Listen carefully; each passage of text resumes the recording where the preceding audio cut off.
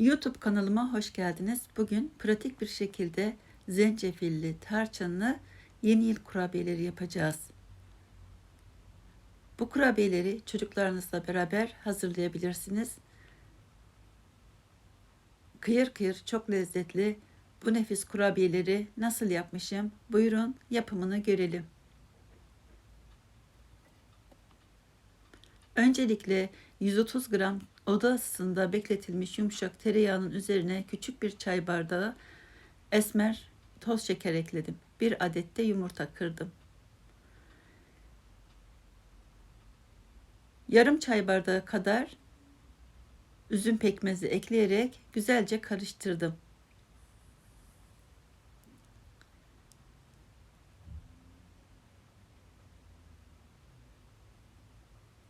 Üzerine bir tatlı kaşığı dolu dolu toz tarçın, bir tatlı kaşığı da toz zencefil ekledim. Güzelce çırpıyorum.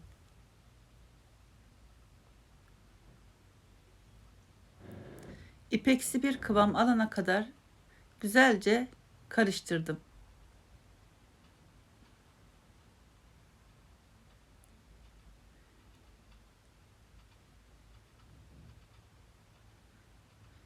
Şöyle çok az da tuz ekledim. Bir paket kabartma tozu, bir pakette şekerli vanilin ekledim. Burada 3 su bardağı elenmiş buğday unu var. Onunu da ekleyerek güzelce karıştırıyorum. Daha sonra elimle kıvam alana kadar yoğurmaya devam edeceğim.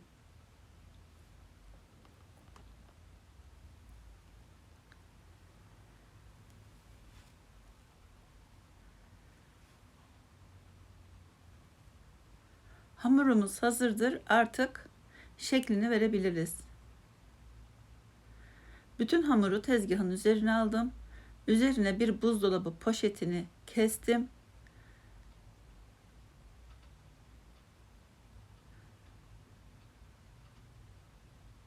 Merdaneye yapışmaması için bu şekilde poşet yardımıyla açacağım. Dilerseniz yağlı kağıt ile de açabilirsiniz. Ben bu şekilde yapıyorum. Çok daha düzgün oluyor.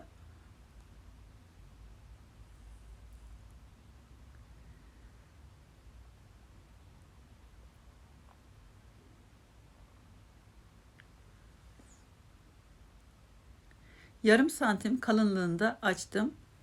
Şimdi şeklini verelim. İstediğiniz şekilde şeklini verebilirsiniz.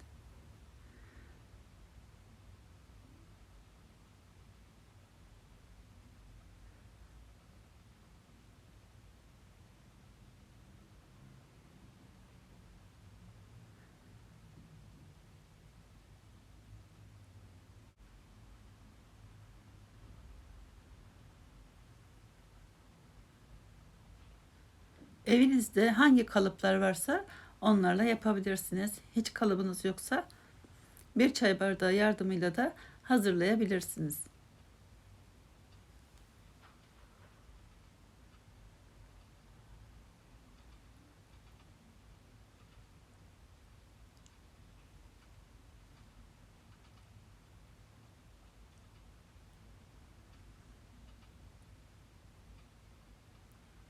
Bu şekilde yılbaşı temalı güzel şekiller vermeye çalıştım. Bunu dediğim gibi çocuklarınızla beraber hazırlarsanız çocuklarınız çok mutlu olur. Çok seviyorlar çünkü çocuklar kurabiye yapımını. Yağlı kağıt sermiş olduğum fırın tepsisine yerleştiriyorum.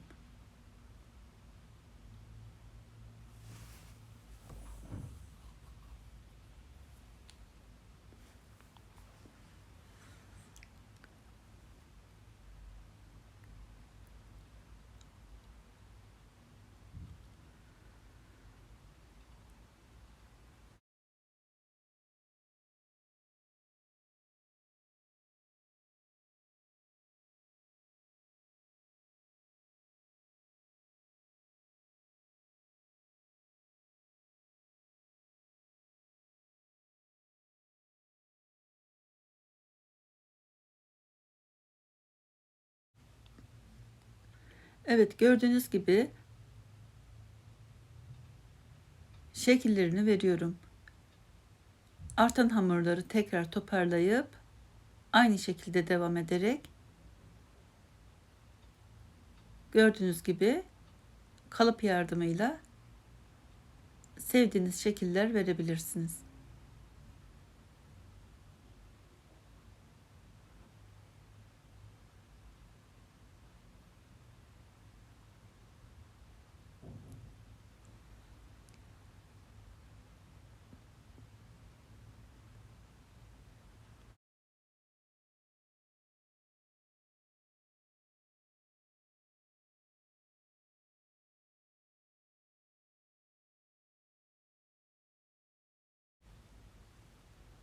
Birkaç tane de damgalı kalıp kullandım.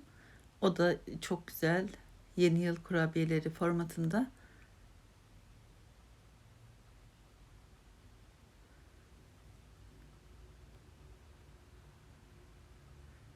Fırınımı da çalıştırdım. Şu anda 160 derecede ısınıyor. Şimdi artık fırına girme zamanı.